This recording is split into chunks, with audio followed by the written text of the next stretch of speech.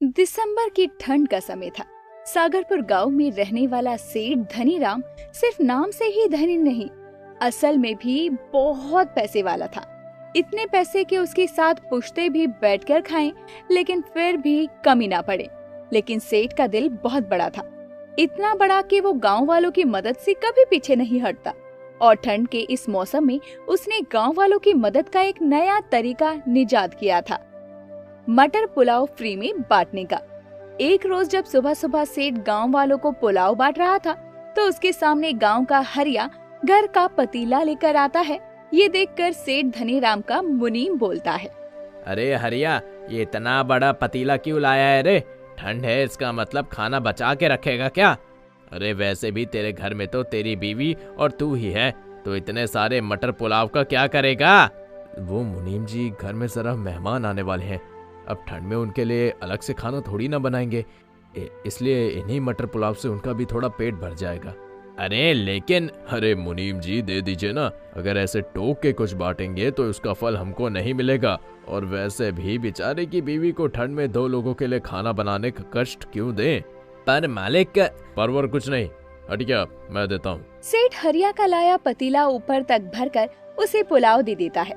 हरिया खुश होकर घर आता है और अपनी पत्नी राधा को आवाज लगाकर बोलता है, अरे राधा, ओ राधा, कहाँ हो? आओ जरा बाहर तो आओ, देखो आज मैं कितने सारे मटर पुलाव लाया हूँ।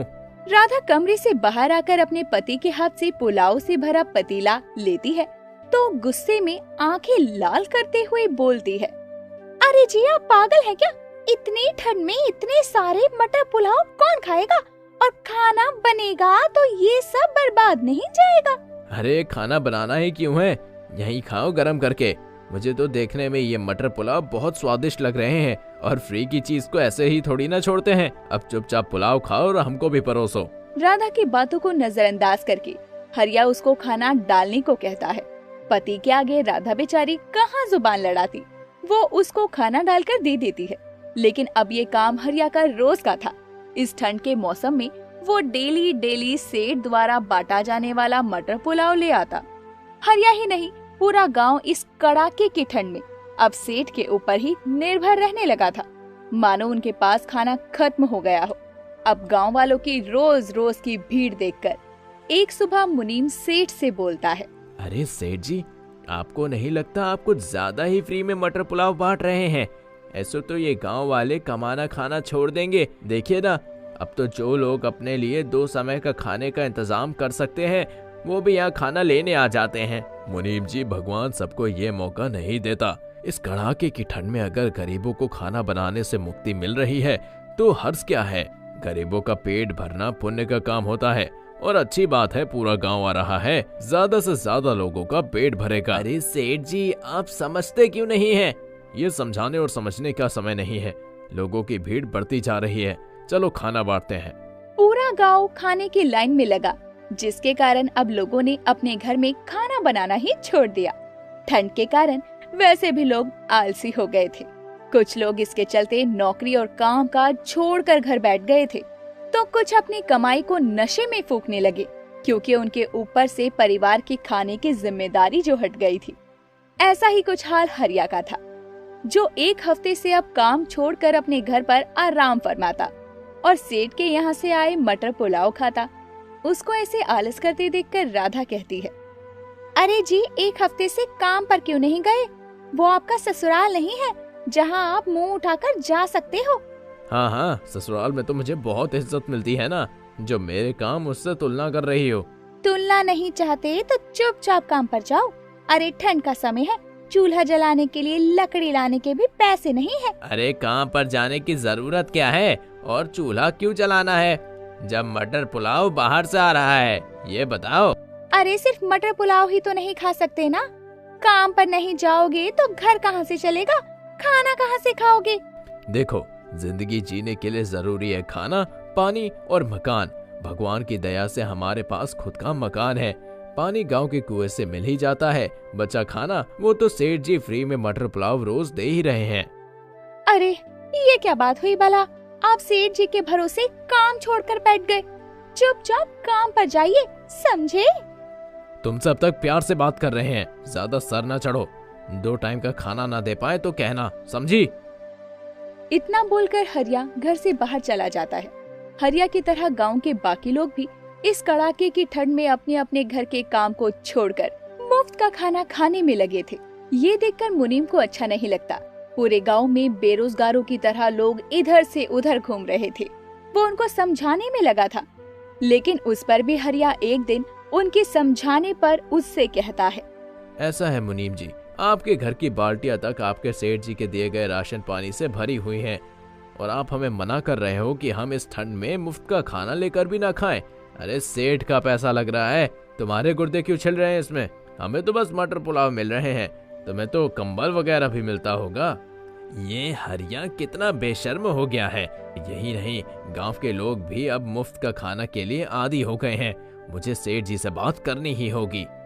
मुनीम सेठ को जाकर सारी बात बताता है, जिसके बाद सेठ गांव के दौरे पर निकलता है, जहां वो गांव के लोगों को ऐसे बेरोजगार की तरह गली और चौराहों पर बैठा देखकर अपने मुनीम से कहता है, सही कह रहे हो मुनीम जी आप, ये मैंने भला करने के चक्कर में नुकसान कर दिया। अब क्या करूं, ये लोग मुफ्त का खाना खाने के लिए आदी हो गए हैं। अगर मैंने खाना देना बंद किया तो ये काम न करने के बजाय भूखे मरने लगेंगे। सही कहा आपने, इस ठंड में जब बैठे बैठाए खाना मिलेगा तो कोई क्यों ही जाएगा काम करने के लिए। मेरे पास एक तरकीब है, पर अब आप मुफ्त का खाना नहीं बांटेंगे, बल्कि पुलाव का दाम 1 रुपए कर दीजिए। लेकिन 1 रुपए से क्या होगा, ये तो बहुत कम है। अरे आप मेरी बात मानकर ये करिए तो। सेठ मुनीम की बात मानकर अगले दिन खाना 1 रुपए में बांटने लगता है। कुछ लोगों पर तो 1 रुपया तक नहीं था, तो वो दिन भर छोटा मोटा काम करके पैसे कमा कर खाने लगते। हरिया भी अपने बचाए पैसों से खाना खा लेता है। लेकिन कुछ दिन बाद हरिया सेठ से 1 रुपए के मटर पुलाव का राज पूछते हुए बोलता है, सेठ जी आप अब से पैसों में खाना क्यों दे रहे हैं? वो क्या है ना कि मेरे पास भी धीरे धीरे पैसे खत्म हो रहे हैं और ठंड में मैं भी कितना कमाऊंगा, इसलिए मटर पुलाव का दाम रख दिया है। लेकिन देखो 1 रुपए से ज्यादा नहीं है, अभी भी मैं भलाई का काम कर रहा हूँ। हाँ लेकिन अच्छा चलिए थोड़े पुलाव दे दीजिए। हरिया 1 रुपए में मटर पुलाव लेकर चला जाता है। अब भले ही सेठ कम पैसों में खाना बांट रहा था, लेकिन अब लोगों को पैसा देना भारी पड़ रहा था, क्योंकि उनको 1 रुपए कमाने के लिए काम करना पड़ रहा था। रोज रोज पुलाव खाने को वो 1 रुपए में भी महंगा लग रहा था, जिस पर एक शाम हरिया राधा से बोलता है, राधा आज जरा खाना घर पर ही बना लो और कुछ अच्छा बनाना। पुलाव खा खा कर मेरा पेट और मेरा मन दोनों भर गए हैं। अच्छा, तो अब इनका मन फ्री के खाने से भरने लगा है। कोई नहीं, अभी भी आपको सबक नहीं मिला है, मैं सिखाती हूँ आपको सबक। राधा रसोई में जाती है और एक पतीला लेकर सेठ के यहाँ से 1 रुपए के दाम वाले पुलाव लेने आती है। अरे राधा बहन तुम यहाँ? माफ करना, तुम्हें पहली बार देखा यहाँ पे तो थोड़ा हैरान हो गया, और हमें तो लगा था हरिया अब सुधर गया होगा और कमाने खाने लगा होगा, क्योंकि हमने इस मटर पुलाव का दाम 1 रुपए इसलिए ही रखा था कि ताकि ये लोग मुफ्त का खाना छोड़ दें। हाँ राधा बहन, मुनीम जी सही कह रहे हैं। मुझे पता है सेठ जी, आपके इस फैसले से मुझे खुशी ही है, लेकिन अभी भी हरिया पूरी तरह से सुधरा नहीं है। मैं आज इस मुफ्त के खाने की जो आदत उसको लगी है, उस समस्या का अंत ही कर दूंगी। आप जरा मुझे ये पतीला भरकर मटर पुलाव दे दो। सेठ राधा को पतीला भरकर पुलाव दे देता है और वो घर जाकर हरिया को पुलाव परोसती है। ये देखकर हरिया गुस्से में बोलता है, अरे मैंने कहा था कि तुम कुछ अच्छा बना लो, लेकिन तुमने भी ये मटर पुलाव बना दिया। थकी नहीं हो क्या ये मटर पुलाव खा खा के? अजी मेरे थकने से क्या होता है, और ये मैंने बनाए नहीं है, सेठ के यहाँ से 1 रुपए के मटर पुलाव लाई हूँ। बहुत सारे 2-3 दिन निकल जाएंगे। 2-3 दिन? अरे मैं इस पुलाव को 1 और दिन नहीं खा सकता, मेरे लिए कुछ और लेकर आओ यार। अजी और कुछ है ही नहीं घर में, खाने का एक दाना नहीं है, पैसे आप कमाते नहीं हो, बचे कुचे 1 रुपए थे, उसी से पुलाव ले आई। अब आपको खाना मांगना था तो भूखे थोड़ी रह सकते थे, यही ले आई। मेरे पास पैसे नहीं है। हे भगवान, इस ठंड में अपने आलस और मुफ्तखोरी में मैंने अपने घर का क्या हाल कर दिया है। जो भी हो, मैं ये 1 रुपए या 5 रुपए के लिए मटर पुलाव और नहीं खा सकता। हरिया उठकर बाहर जाने लगता है तो राधा उसे रोकते हुए कहती है, अजी कहाँ जा रहे हैं इतनी ठंड में? मैं काम की तलाश करने जा रहा हूँ। शाम तक कुछ काम मिलेगा तो पैसों से राशन लेकर मैं घर आ जाऊंगा। आज कुछ अच्छा बनाना, अब ये मुफ्त का खाना मुझसे और नहीं खाया जाएगा। इतना कहकर हरिया वहाँ से चला जाता है। ये सुनकर राधा को भी बहुत सुकून मिलता है। तो वहीं सेठ के यहाँ अब 1 रुपए के मटर पुलाव लेने बस गांव के कुछ भिखारी और अपाहिज लोग ही आया करते, जो सच में खुद कमा कर नहीं खा सकते थे। ये देखकर सेठ को बहुत अच्छा लगता है कि अब गांव के लोग इस ठंड में भी मुफ्त और सस्ते खाने से अच्छा मेहनत करके खाने के बारे में सोचने लगे हैं। कमेपुर गांव में गाय भैंसों के तबेले का काम था और वो अपनी गाय भैंसों को पालता और उनके दूध और दूध से घी को बनाकर गांव में बेचकर अपना गुजारा करता। मदन का घी पूरे गांव में बहुत प्रसिद्ध था। इतना शुद्ध घी देखकर लोग हमेशा उसकी तारीफ करते। दूसरे गांव के लोग भी मदन से घी और दूध लेकर जाया करते। अपनी इतनी प्रसिद्धि देखकर मदन के मन में लालच घर कर गया और एक दिन उसने अपने घी में मिलावट करने की सोची, जिस पर वो बोला, मेरा घी लोग आंख बंद करके खा लेते हैं, आज तक किसी ने भी एक उंगली तक नहीं उठाई। क्यों ना मैं अपने घी में मिलावट करूं, किसी को क्या पता चलेगा। मिलावट करने से घी भी ज्यादा हो जाएगा और मुझे मुनाफा भी ज्यादा होगा। ये सोचते हुए मदन बाजार से 5 किलो आलू लेकर आया और उन आलूओं को उबालकर छीलकर उसको अच्छे से पीस लिया, जिससे वो बिल्कुल घी जैसे दिखने लगते हैं। फिर अपने बनाए घी में मदन उन आलूओं के पेस्ट को मिलाकर अपना घी दुगना कर देता है। गांव में बेचने निकलता है। सबसे पहले तो गांव के सरपंच के घर जाता है, जहां सरपंच की बीवी भानुमति मदन के आते ही उससे बोलती है, अरे मदनवा, तू आ गया रे, सही है, तू खुद ही आ गया, वरना मैं किसी और को भेजने वाली थी। वो कहा है ना, घर में घी खत्म हुई गवा है।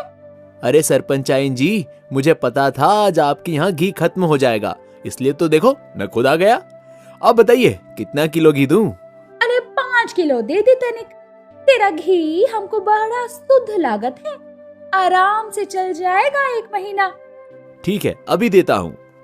मदन भानुमति को 5 किलो घी देकर वहाँ से गांव के और घरों में घी बेचने चला जाता है। कुछ घंटों में ही उसका सारा घी खत्म हो जाता है और वो घर आकर अपने पैसे गिनते हुए खुश होकर बोलता है, अरे वाह, सीधा सीधा 5,000 का मुनाफा ज्यादा हुआ। बताओ, 500 के आलूओं ने 5,000 का मुनाफा कर दिया। ये घाटे का सौदा तो नहीं है। सही है, अमीर बनने के लिए थोड़ा बहुत गलत काम तो करना ही पड़ता है, और वैसे भी आलू भी सेहत बनाएगा, घी भी। मदन को अपने किए पर बिल्कुल भी पछतावा तक नहीं था। वो तो खुश था कि उसको इस बार हर बार से ज्यादा मुनाफा हुआ था। तो वहीं इस बार का घी खाकर गांव के कई लोगों को उल्टी दस्त लग गए, लेकिन किसी का भी ध्यान घी में मिलावट पर नहीं गया। ऐसे ही एक शाम भानुमति अपने 8 साल के बेटे को दवा दिलाकर घर लौट रही थी। तभी रास्ते में मदन घी बेचकर घर आते हुए भानुमति से मिलकर बोलता है, अरे सरपंचाइन जी, कैसी हैं? और ये मुन्ना के साथ कहाँ से आ रही हैं? उदास सा लग रहा है ये भी।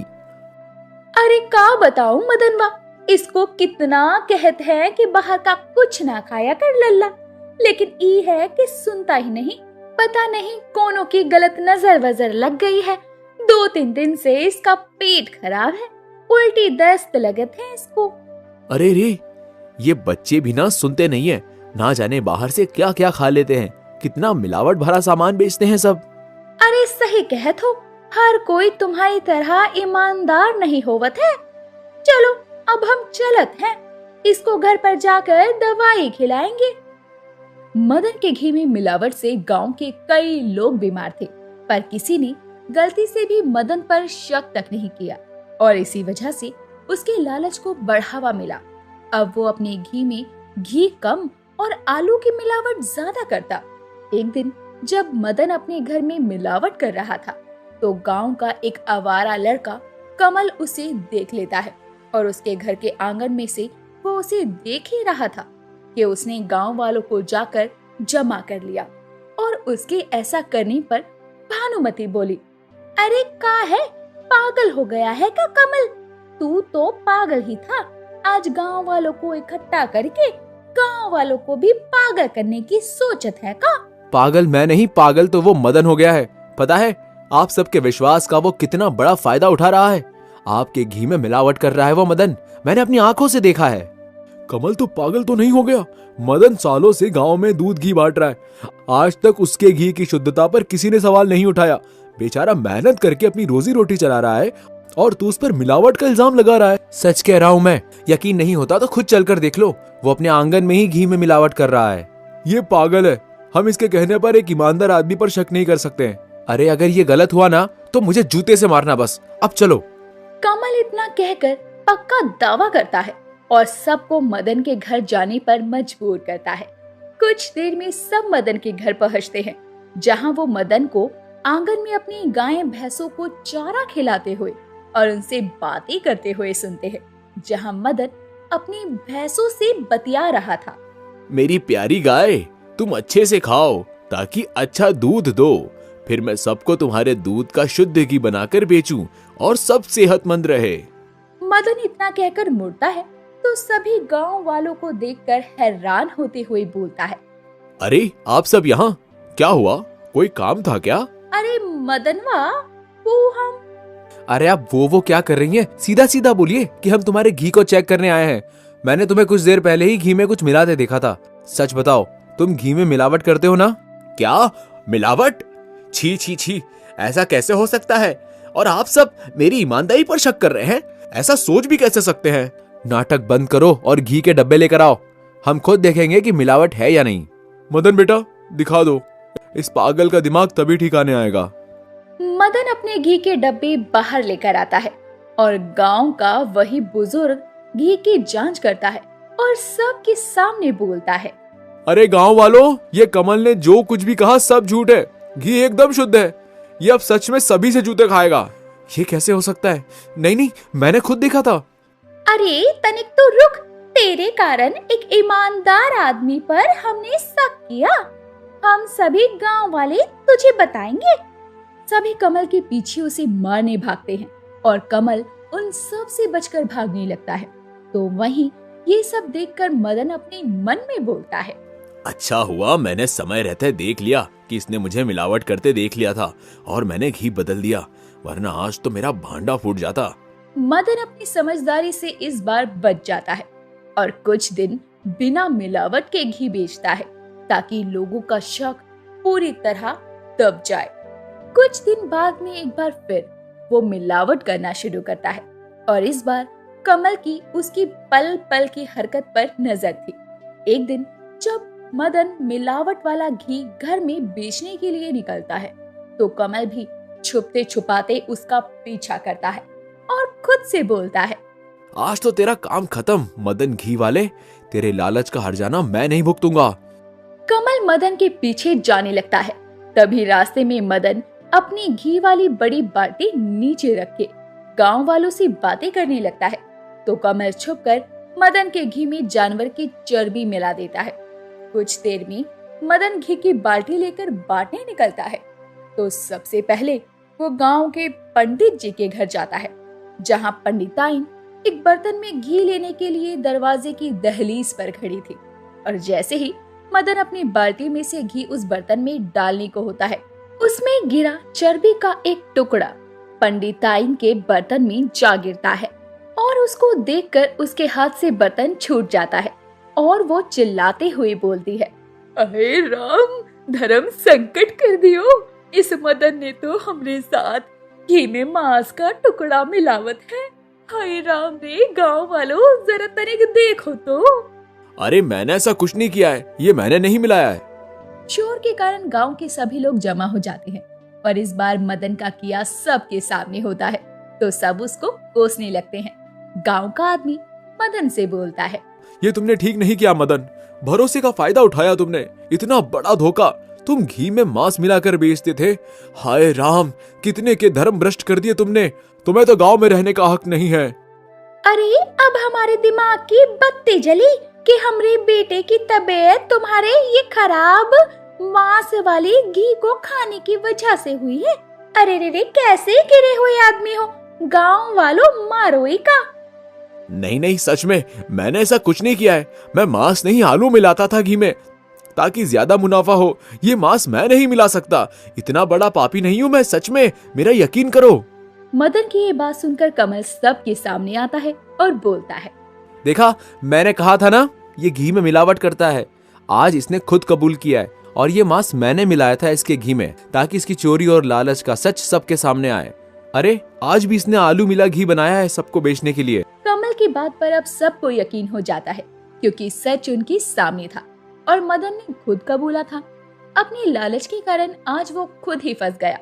तो वहीं गांव वालों ने उसे गांव से निकाल दिया।